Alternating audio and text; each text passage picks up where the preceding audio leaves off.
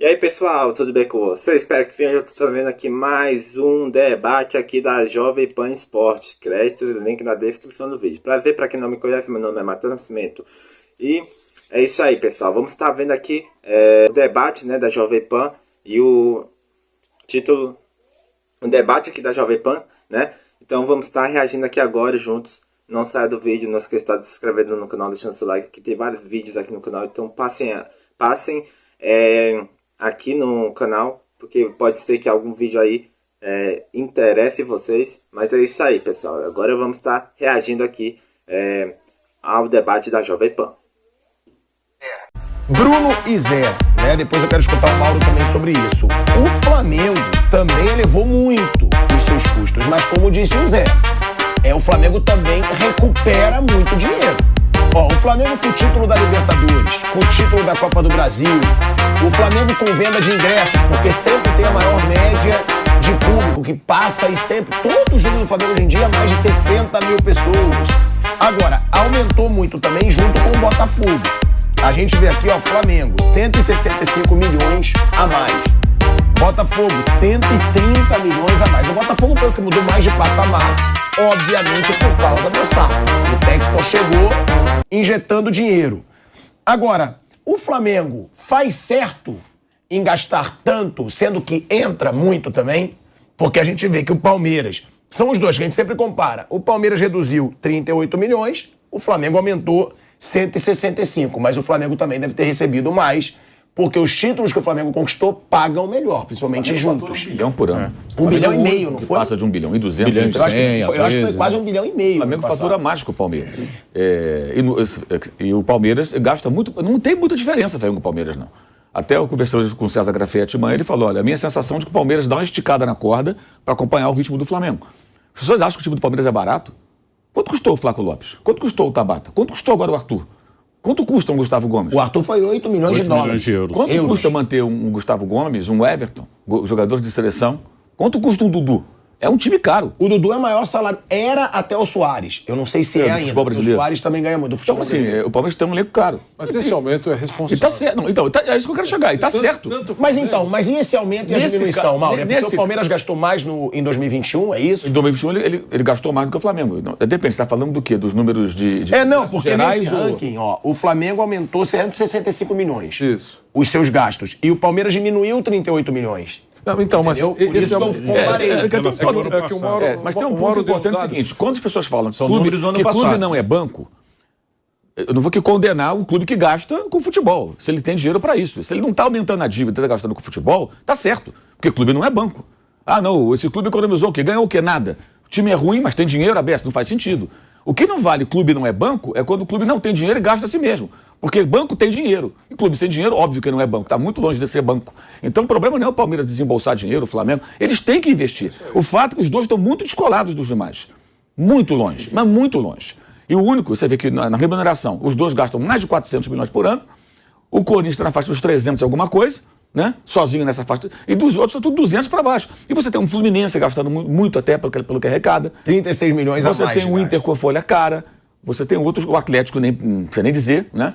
O caso do Botafogo é diferente. É a SAF, o investidor colocando. O Botafogo tem um dono agora, mas também é difícil recuperar esse dinheiro, hein? Com 19 mil pessoas no estádio, jogo do Botafogo, líder do campeonato. Vai tirar de onde esse dinheiro? Esse investidor aí talvez tenha dificuldade para recuperar essa grana, a não ser que ele consiga vender grandes jogadores que o Botafogo compre barato e venda. Agora, esse ranking, tá falando, não tá entrando dinheiro pode ser. Calma aí que vai voltar para a rádio. Já voltamos para a rádio. Esse ranking ele pode ser meio questionável, porque ó, eu tô vendo aqui o Atlético Mineiro, ele reduziu em 18 milhões os seus gastos. Mas então também pode ser o seguinte, gastou muito em 2021, sim, e aí 2022 gastou menos, porque ó, Atlético Mineiro menos 18 milhões, Palmeiras menos 38. A gente não pode analisar os números assim de forma absoluta. Pegar tudo, botar num caldeirão e analisar. Ah, esse gastou esse percentual. Não, que reduziu o gasto. Então, reduziu, claro, porque ele gastou muito no ano anterior. Isso, é óbvio. Ter gasto muito. O Atlético gastou muito mais do que ele pode, ele levou sua dívida, que está em 1.300 coisa assim, até o estádio agora também, né? E aí, um dado momento, não, agora vamos para a austeridade. Baixaram um pouquinho. É isso aí. Cuidado, Atlético, cuidado. Comemorou por conta do estádio, comemorando aí o estádio. Mas com essa dívida, pode ser que penhorem o estádio. como aconteceu com o Grêmio. O Grêmio aí, a justiça foi e tá querendo penhorar o estádio do Grêmio por conta de dívida. Mas vamos ver aí, né? Pode ser que aconteça isso com o Atlético Mineiro. O Atlético Mineiro comemorando seu estádio. Mas pode acabar sendo penhorado, né? Por causa que as coisas lá no Atlético Mineiro não estão muito boas. Quer dizer, não é significativo. Baixaram 18 milhões. É muito pouco. Às vezes você abaixa no futebol, mas, por exemplo, no caso do Galo, dívidas com juros bancários. Sim, dívida de curto prazo. Que você tem que pagar. Que eles vivem dizendo que aumenta dívidas muito, que é um peso trabalhistas, muito... que todos têm um pacotão. Tem um estádio, inclusive. Tem um pacotão. Sabe o que acontece? Eu acho que a análise, não tem uma análise que fecha, a análise correta. E para o Atlético Mineiro quitar todas as dívidas que ele está devendo, sem a SAF, mano, vai pegar 21 anos. 21 anos para o Atlético Mineiro quitar, né, todas as suas dívidas. Daí muito mais de uma década. Da maneira que quiser ver. Eu entendo, dando valor a todos esses dados importantes, eu já falei aqui que o César Grafietti é craque mesmo, é o seguinte, qual é a dívida? Quem tem uma grande dívida, o primeiro pensamento, se realmente levar a sério a importância da instituição, é diminuir a dívida. Com relação aos dois ricões aí, Flamengo e Palmeiras, quando há esse aumento, por exemplo, o Mauro César disse, no ano passado gastou mais, agora gastou menos. Esse aumento, eu até falei aqui de fundo, é um aumento responsável. É o cara que sabe o que está olhando o número aqui, olha, eu vou gastar mais esse ano, mas o ano que vem eu gasto menos. Então, ele vai equilibrando os números. Entendeu? Isso é extremamente importante. E aí você olha a dívida que tem o Palmeiras e a dívida que tem o Flamengo. São dívidas absolutamente controláveis. O faturamento desses dois clubes, se acontecer qualquer coisa, eles têm grana aí para dar uma segurada. E aquele cara que tem o dinheiro no banco para os momentos emergenciais. Então ele sabe que se acontecer alguma trombada, ele está pelo menos resguardado. Né? É isso. Agora, você tem uma dívida enorme que aumenta todo ano, de um ano para o outro, pode até diminuir uma migalha qualquer aí, mas a dívida continua enorme. E você vê que você não vai conseguir pagar isso. Qual é há um cálculo, eu acho que foi o César que fez, Mauro, você já sei que você está mergulhado nesse relatório aí, não sei se você já chegou nesse ponto, que para pagar toda a dívida serão necessários 20 anos. Pagando 20%. Atlético e Cruzeiro. Isso. Quer dizer, então, o Atlético mais de 20, Cruzeiro quase 20 anos. Aí a conta é a seguinte, eles tiram uma média dos 4 últimos anos. É isso. Quanto faturou nos últimos 4 anos em média? Faturou X.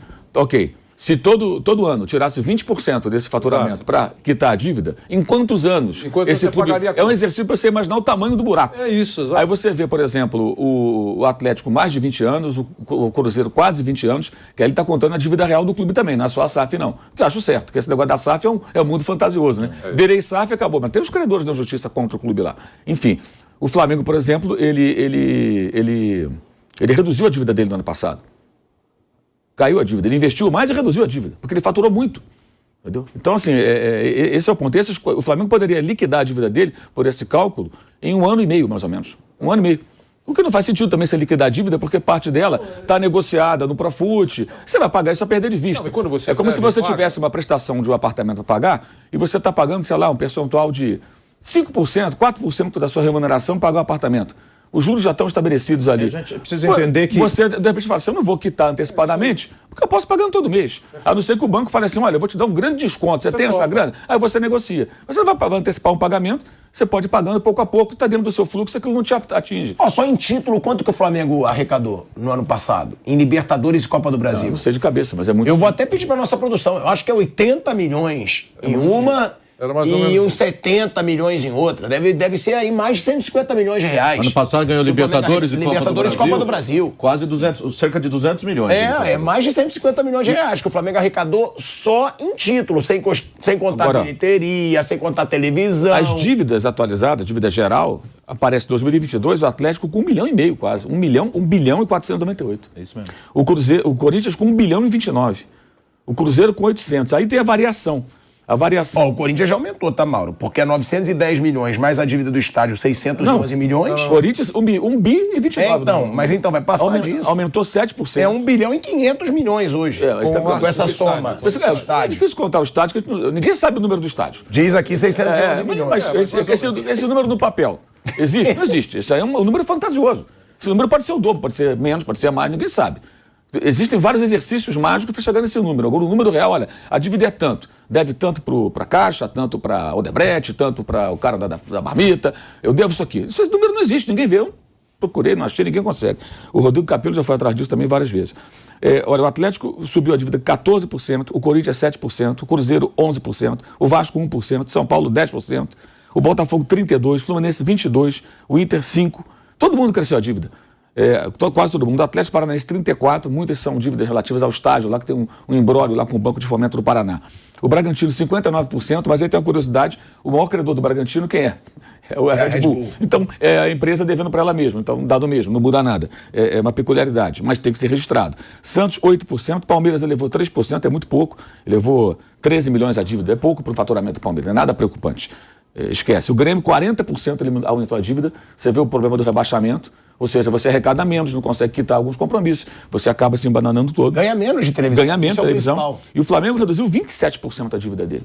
Mais de um quarto. Além de gastar mais, ele reduziu muito a dívida. O Flamengo foi o único que reduziu a dívida? Dos maiores, sim. Depois que reduziu dívida foi o Coritiba, o Avaí, o Juventude, o Goiás e o Cuiabá. Porque o Bahia também aumentou, o América Mineiro, o Fortaleza também aumentou, o Ceará também aumentou, o Atlético Goianiense também. Mas você pega o caso como Fortaleza, ele aumentou seu endividamento, mas o clube está todo equilibrado, a dívida é controlada, está tudo em dia, então ele pode fazer um investimento em algum momento. É como uma empresa que, de repente, uma indústria, o cara fala, eu preciso comprar máquinas novas aqui para poder produzir, senão eu vou perder espaço para o meu concorrente. Estou com maquinário defasado. Ele vai lá no BNDES, pega o empréstimo e faz um endividamento, mas ele melhora a produção da empresa dele, fatura e paga aquelas máquinas, se for bem feito. No futebol não é diferente, você pode ter uma dívida com o banco, que for. A questão é ser uma coisa feita de forma controlada dentro do que você pode fazer. E tem outra coisa, até a dívida bancária, quando o clube, como acontece com a vida das pessoas também, se o clube tem crédito, ele é bom pagador, ele consegue negociar juros melhores. O Flamengo nos últimos anos teve situações de trocar dívida. Tipo, o banco do Vanderlei Nogueira emprestou um dinheiro X para o Flamengo. Aí o banco do Zé chega e fala assim, olha, eu te empresto tantos milhões aqui e eu te dou essa taxa de juros aqui. Melhor do que a do banco do Vanderlei. Eu pego o dinheiro com o Zé, eu sou o clube, pago o Vanderlei, liquidei a dívida e fico devendo ao Zé que está me cobrando um juro menor. Até isso acontece. Por que os bancos oferecem isso para clubes como o Flamengo ou Palmeiras, se precisar? Porque são clubes que vão pagar. Tem crédito na praça. E tem ativos a receber, como, por exemplo, venda de jogadores para o exterior. Então, as negociações são feitas mais facilmente. Você sabe que não vai tomar calote. Ele começou a organizar o Palmeiras na medida em que ele pegava empréstimo no nome dele, que tinha crédito. Sim, que o Palmeiras não tinha. E ele não repassava. Ou seja, o Palmeiras lá, o banco queria 20% para emprestar. Sim. Para ele eram 3% outra conversa. ao ano, 3,5%. Ele pegava, pagava e foi a grande contribuição dele nessa área, além de organizar o clube. Né? Assim, em termos de contratações, a gente precisa esclarecer para o torcedor que ninguém vende e compra jogador à vista. Sim. Por exemplo, o caso do Flamengo, ele vai comprar um jogador e assumir dívidas para o ano seguinte, também de acordo com as vendas que ele fez lá atrás, ele tem a receber no ano seguinte. Ele vai receber um volume de dinheiro em 2013, dá liberdade a ele de comprar jogadores e já casar, vou receber tantas parcelas o jogador do Vinícius Júnior ainda, que está recebendo ainda, né? Tenho a receber ou do Vinícius, ou não sei, dos jogadores negociados ali. Eu tenho tanto a receber desse ano. Eu posso comprar um jogador aqui e casar o que eu tenho que pagar, entra aqui e sai ali. Ou seja, e também as equipes mais bem administradas, que são poucas no futebol brasileiro, no caso do Palmeiras, do Flamengo, ele abre o ano, assim, ou chega na data FIFA, ele sabe, eu posso gastar X em contratação. O Flamengo apresentou, olha, eu não sei se foi ano passado ou para esse ano, nós podemos gastar 170 milhões em contratação. Porque nós temos no balanço essa abertura, nós temos esse volume de dinheiro, é o que nós podemos gastar. E até outro dia ele não tinha gasto tudo que tinha direito de gastar. Tinha até uma janela, né, que ele vai usar agora, que ele ainda poderia fazer investimento em cima desse orçamento. Pois é, pessoal, esse foi mais um debate, né, da Jovem Pan aí, Jovem Pan Esportes. E lembrando que se vocês não for inscrito no canal, deixe seu like, se inscreva no canal, porque assim vocês vão estar ajudando ao canal a estar crescendo cada vez mais. Rumo a 300 inscritos, só tenho a agradecer a todos vocês, muito obrigado mesmo. Batemos aí a meta de 200 inscritos e vamos rumo a 300 inscritos. Contar aí com a ajuda de vocês e o apoio, e é isso aí, galera, só gratidão. E, pois é, né, debatendo aqui um pouco também, o Flamengo aí indo muito bem, né, nesse requisito de dívidas também. Na minha opinião, gestão Landim, né, também tá de parabéns nesse requisito de dívidas, né, tá sendo muito eficiente, sabendo muito, né, estão sabendo muito, né, nessa gestão, né, pagar as dívidas, aí cada ano a dívida diminui, isso é muito bom. Já outros times aí estão crescendo cada vez mais as dívidas. E é isso aí, né? Mas é isso aí, esse foi mais um vídeo aqui de hoje. Espero que vocês tenham gostado. Não esqueça de estar inscrito no canal. E é isso aí, galera. Eu fiquei com Deus, falou e fui até o próximo vídeo.